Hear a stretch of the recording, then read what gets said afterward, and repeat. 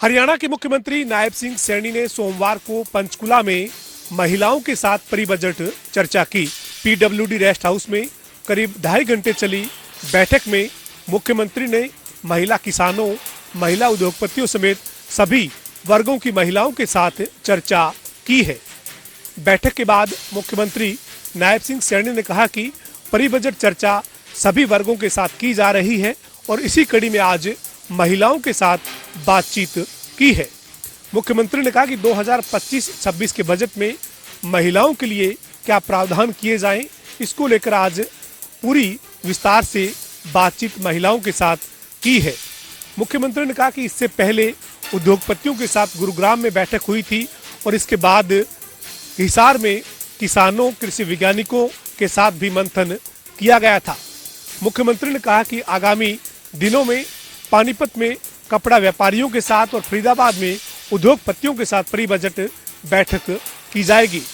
इसके अलावा मुख्यमंत्री नायब सिंह सैनी ने यह भी कहा कि विधायकों से भी बजट को लेकर सुझाव लिए जाएंगे और विपक्ष के विधायकों को भी इसके लिए बुलाया जाएगा और उनसे भी प्री बजट चर्चा की जाएगी। मुख्यमंत्री नायब सिंह सैनी ने कहा कि साथ ही सरकार ने आम लोग बजट को लेकर सुझाव दे, इसके लिए पोर्टल शुरू किया है और इस पोर्टल पर अब तक करीब 2,500 से 3,000 लोगों के सुझाव आ चुके हैं। दिल्ली विधानसभा चुनाव के रण में भारतीय जनता पार्टी अपना पूरा दमखम लगाती हुई नजर आ रही है। प्रधानमंत्री नरेंद्र मोदी एक बार फिर से 27 जनवरी को दिल्ली में चुनाव प्रचार करते हुए नजर आएंगे। इसके अलावा भी भारतीय जनता पार्टी के कई वरिष्ठ नेता, कई राज्यों के जो मुख्यमंत्री हैं, दिल्ली विधानसभा प्रचार करते हुए हरियाणा के मुख्यमंत्री नायब सैनी आज देर रात दिल्ली पहुंचते हुए नजर आएंगे और कल से ताबड़तोड़ चुनाव प्रचार मुख्यमंत्री नायब सैनी के द्वारा देखने को मिलता हुआ नजर आएगा। 3 विधानसभा क्षेत्र कल नायब सैनी कवर करते हुए नजर आएंगे, राजेंद्र नगर, पटेल नगर। इसके अलावा शालीमार बाग की बात की जाए तो उनके जो प्रत्याशी है उनके लिए अलग अलग जगहों पर जाकर जनसभा नायब सैनी करते हुए जो है नजर आएंगे। इसके अलावा भी योगी आदित्यनाथ की बात की जाए तो दिल्ली में 14 रैलियां जो है योगी आदित्यनाथ की प्रस्तावित देखने को मिलती हुई नजर आ रही है। ऐसे में धीरे धीरे करके जैसे जैसे चुनाव की तारीख जो है नजदीक आती हुई नजर आ रही है, भारतीय जनता पार्टी या फिर अन्य पार्टियों की बात की जाए, तमाम पार्टियां पूरा दमखम जो है लगाती हुई नजर आ रही है और भारतीय जनता पार्टी की तरफ से ये बड़ा अपडेट देखने को मिलता हुआ नजर आ रहा है, जहां पर भारतीय जनता पार्टी की तरफ से एक बार फिर से प्रधानमंत्री नरेंद्र मोदी समेत कई राज्यों के जो सीएम है वो लगातार अब दिल्ली में ताबड़तोड़ चुनाव प्रचार करते हुए देखने को मिलते हुए नजर आएंगे। कैमरामैन चंचल गुप्ता के साथ स्पर्श शर्मा, जनता टीवी, दिल्ली। मुख्यमंत्री नायब सिंह सैनी ने आज नारायणगढ़ का दौरा कर एक जनसभा को संबोधित किया। नारायणगढ़ में आयोजित इस जनसभा में उमड़े जन सैलाब को देख मुख्यमंत्री गदगद हो गए। उन्होंने नारायणगढ़ क्षेत्र की कई विकास परियोजनाओं का उद्घाटन व शिलान्यास किया। इस मौके पर कांग्रेस की विधायक शैली चौधरी ने भी मुख्यमंत्री के साथ मंच साझा किया। भाजपा के पूर्व विधायक पवन सैनी ने जहां मुख्यमंत्री को एक मांग पत्र सौंपा, वहीं कांग्रेस की विधायक ने भी नारायण क्षेत्र के विकास के लिए एक मांग पत्र मुख्यमंत्री को सौंपा। मुख्यमंत्री ने दोनों मांग पत्रों को स्वीकार करते हुए कहा कि जल्द ही इन पर कार्य किया जाएगा। इसके बाद मुख्यमंत्री गांव बड़ागढ़ में स्थित आधुनिक खेल स्टेडियम में पहुंचे, जहां हरियाणा कबड्डी महाकुंभ का आयोजन किया गया।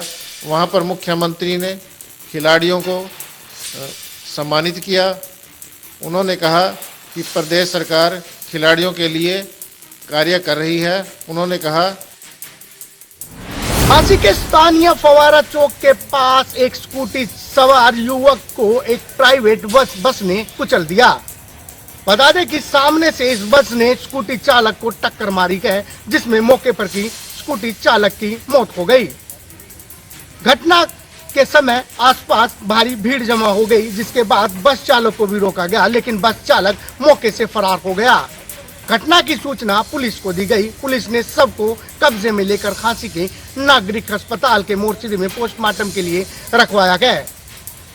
मृतक की पहचान झांसी के सुभाष नगर निवासी सुमित कुमार के रूप में हुई है। मृतक के पिता की माने तो उन्होंने बताया कि वो अपने दोस्त को फवारा चौक के पास ही उसके घर छोड़ने के लिए गया था।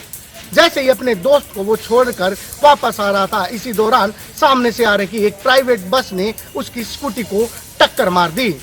घटना तेज रफ्तार के कारण हुई है, क्योंकि तेज रफ्तार इस बस चालक की बताई जा रही है। मौके पर जब लोगों ने इसे रोकना चाहा तो बस चालक मौके से फरार हो गया। बरखार पुलिस ने मृतक के पिता के बयान पर मामला दर्ज कर बस चालक के खिलाफ कार्रवाई शुरू कर दी है। फांसी से जनता टीवी के लिए मैं Anurag Singh. Olympic gold medallist Neeraj Chopra ने गुपचुप तरीके से की शादी की किसी को भनक ना लगे, इसलिए कई महीनों से चल रही थी शादी की प्लानिंग। नीरज चोपड़ा के चाचा ने बताया कि परिवार के कई सदस्य भी शादी समारोह में शामिल नहीं हुए, इतने गुपचुप तरीके से शादी की गई थी। बता दें कि शादी शिमला में की गई थी और इसकी फोटो वीडियो वायरल ना हो, इसलिए सभी के फोन चंडीगढ़ में ही रखवा दिए गए थे। फिलहाल पूजा पाठ करने के बाद नीरज चोपड़ा व उसकी पत्नी विदेश हनीमून के लिए चले गए हैं। नीरज चोपड़ा के चाचा ने बताया कि जल्द ही रिसेप्शन का कार्यक्रम किया जाएगा, जिसमें सभी को निमंत्रण दिया जाएगा। पानीपत से जनता टीवी के लिए अनिल सैनी की रिपोर्ट। फरीदाबाद के बल्लभगढ़ ऊंचा गांव निवासी 25 वर्षीय युवक की किसी ने चाकू से गोदकर निर्मम हत्या कर दी गई। सूचना के बाद मौके पर पहुंचे परिजनों ने गंभीर अवस्था में उसे अस्पताल में भर्ती कराया, परंतु अस्पताल पहुंचते ही युवक ने अपना दम तोड़ दिया। वहीं इस बात की सूचना पुलिस को दी गई। मौके पर पहुंची पुलिस ने सबको कब्जे में लेकर पोस्टमार्टम के लिए सिविल अस्पताल रखवा दिया है।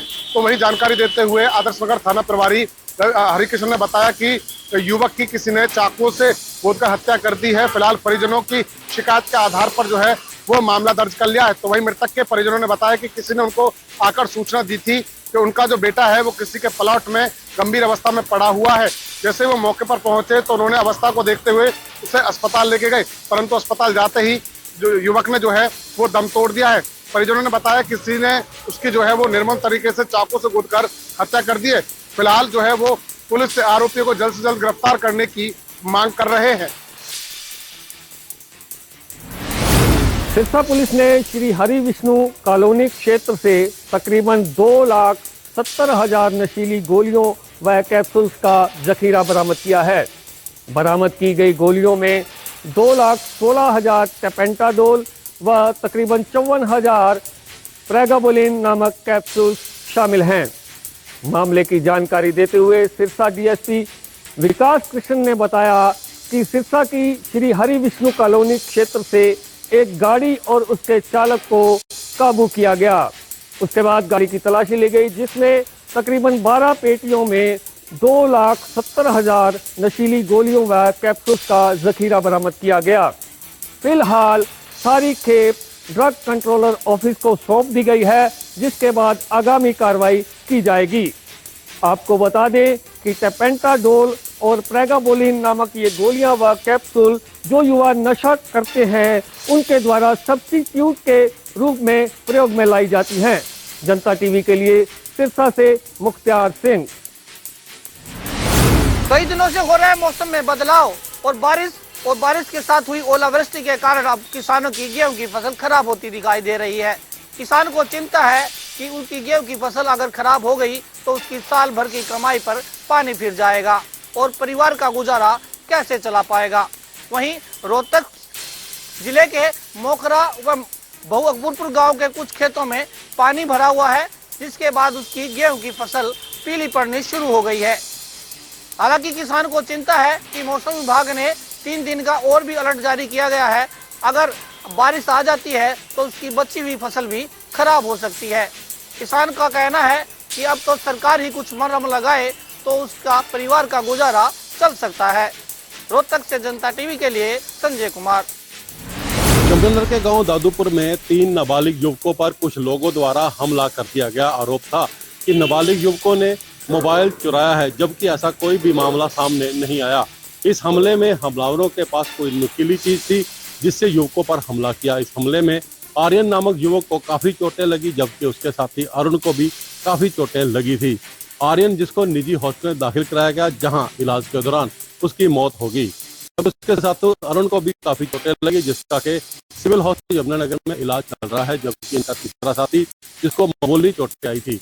आरोप है कि इन तीनों नाबालिग युवकों पर आरोप लगाया गया था कि इन्होंने मोबाइल चोरी किया है, जबकि ऐसा कोई भी मामला सामने नहीं आया। इस संबंध में पुलिस द्वारा मुकदमा दर्ज कर हमला करने वाले युवकों की तलाश की जा रही है। सर्दी के मौसम में धूल व कोहरा पड़ने के साथ साथ लहरें चलने लगती है। ऐसे में सिटी रोड पर दुर्घटनाएं बढ़ना स्वाभाविक है। ऐसे में जिला प्रशासन द्वारा ट्रैफिक विभाग व बस्ताड़ा टोल प्लाजा के अधिकारियों द्वारा वाहनों के पीछे और आगे रेड टेप व जो संकेतिक है वो लगाने का अभियान शुरू कर दिया है। बता दें कि जिस प्रकार से राष्ट्रीय राजमार्ग पर ठंड पड़ने के कारण अक्सर सुबह व शाम के समय भारी मात्रा में धूल व कोहरा दिखाई देता है। ऐसे में जहां विजिबिलिटी 0 हो जाती है वहीं वाहनों को आपस में टकराने की जो तादाद है वो बढ़ जाती है। बस्ताड़ा टोल प्लाजा के अधिकारियों के द्वारा वाहन चालकों को बस्ताड़ा टोल प्लाजा पर रोककर उनके वाहनों के आगे व पीछे संकेतिक और जो पीली पट्टी है वो लगाने का अभियान शुरू किया है। ऐसे में बस्ताड़ा टोल मैनेजर की बात करें या बस्ताड़ा टोल मैनेजर का कहना है कि जिस प्रकार से सर्दी के मौसम में अक्सर दुर्घटनाएं बढ़ जाती है और अनेक वाहन चालक हैं जो ओवरलोड होकर वाहन चलाते हैं, उसमें को लेकर कहीं ना कहीं जो दुर्घटनाएं हैं वो ज्यादा होने की संभावना ज्यादा रहती है। ऐसे में एक अभियान जनवरी माह में चलाया गया है जो पूरे माह तक चलेगा, जो वाहन चालकों को समझाने के अलावा उनके वाहनों पर पीली पट्टी व संकेतिक लगाने का काम करेगी, जो रात के अंधेरे में और जो कोहरा व धुंध के कारण वो पीली पट्टियां अन्य वाहन चालकों को आगाह करेगी कि आगे कोई वाहन चल रहा है, इसलिए वाहन सावधानी से चलाएं। गोंडा से जनता टीवी के लिए सुनील कौशिक।